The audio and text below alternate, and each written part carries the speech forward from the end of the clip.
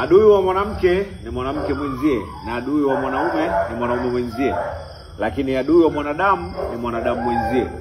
Nadhani hii kauli sasa tunaweza tukaanza kuongea na tunaelewana. Leo ni Pasaka, ni sikukuu ya kuchinja.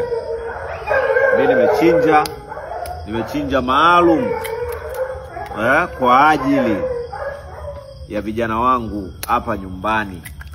Vijana hao si wengine bali ni mbwa wangu wawe na afya. Yeah, of course. Money.